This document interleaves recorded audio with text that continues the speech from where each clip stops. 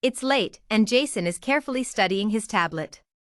It is an antique device, unremarkable on the surface, but Jason studies it like his life depends on it.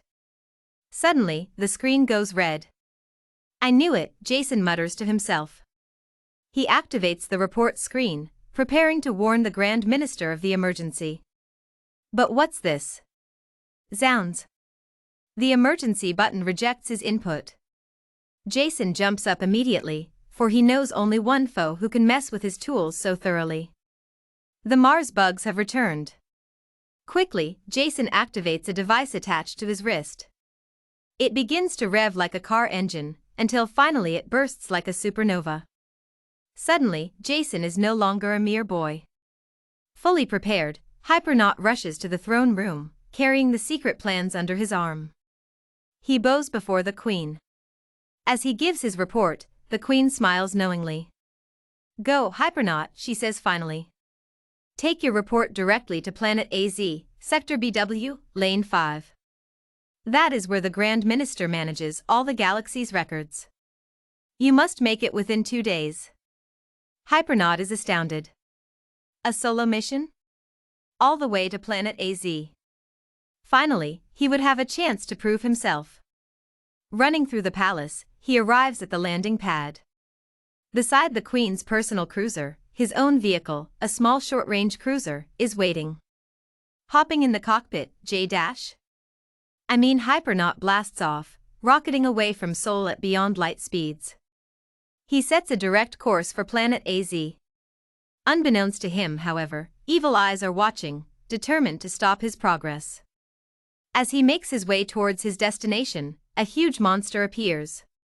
It's large and bulbous, one of the greatest weapons of Mars's bug colony.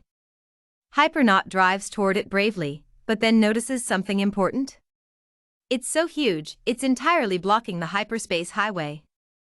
Hypernaught veers off course, weaving between planets and interdimensional pillars as he attempts to find a way around the monster. Soon he is hopelessly lost, veering around obstacle after obstacle as monsters appear in his path. Finally, he sees a planet he recognizes. It's Planet S7, home to one of his greatest allies. If he can just make it there? Something comes screaming out of hyperspace, rocketing into his cruiser with a horrible screech. Out of control, engines dead, Hypernaught steers directly into the planet, kicking up a dust storm as he lands. Bruised and battered, Jason almost begins to sob. He had failed. Then, however, he hears the call he had been waiting for. Hypernaught.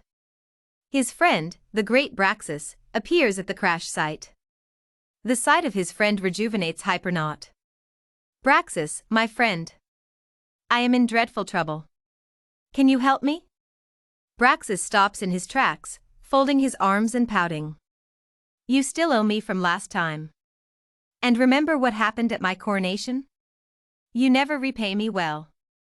Hypernaught thinks on this for a second. Then he reaches into his pocket and pulls out one of his tools, a pocket-sized model of the galaxy. Braxis brightens when he sees it. Hey, I know what those are. I've always wanted one, he says wistfully. Hypernaught hands him the model. Braxis perks up again. I can have this? Hypernaught nods. Braxis gives him a quick hug and takes the toy. Deal. He says. Come inside. You can spend the night and in the morning we can send you off. The next morning, Hypernaught waves goodbye to Braxis and his father, King of S7. Overnight, the king had managed to fix the cruiser, and Hypernaught was back on track once again. He would only have a few hours to reach AZ, but that should be enough. As he gets on his way once again, he narrowly avoids a territorial creature known as Rotbart, and flies past dragons and other creatures that would have any other pilot shaking in their boots. Today, however, Hypernaught is better prepared than before, and he blasts through enemy after enemy with ease. Finally, he arrives at AZ. It's a large planet, one of the largest Hypernaught has ever visited. Its mottled gray and white betrays its purpose, as its only mission is to hold all the records in the galaxy. Landing smoothly on the landing dock, Hypernaught rushes in to meet the Grand Minister. As he approaches her desk, he slows. He had forgotten how scary she could seem. Before meeting her, he had thought nothing could match the intimidation of the Queen when angry, but now he was nervous, praying he had arrived on time to prevent disaster. The minister looks up as he approaches. She stares at him expectantly, and with a slight smile, as if she already knows what he wants. Hypernaught gulps and hands her the record. She glances at it and says, "Thank you. Let me scan it in really quick." She takes it to the computer and zaps it with a laser. The book is transferred to the computer as pure data. "Ah, Calvin and Hobbes," she says with a bright smile. "It appears to be a couple days late, but luckily for you we have a grace period. A few more hours and I'd have to fine you." She hands Jason his identification card back. "Thank you for coming. If you want to check out another book, feel free to look around." Then, happy with the outcome, she returns to what she was doing at her desk. Jason mumbles an acknowledgement shyly as he turns to leave. Hypernaught leaves the planet triumphantly. Mission accomplished. He quickly rides back to Planet 1 to give the Queen his tiding of success. With AZ firmly in control of the records, the Mars bugs have retreated. The journey back to home went smoothly, as thousands lined the spaceway to congratulate him.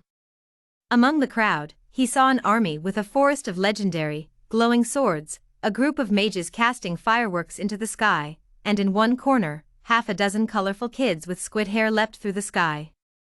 Once again, the galaxy was saved by the Honorable Hypernaught. Inspired by Calvin and Hobbes by Bill Watson.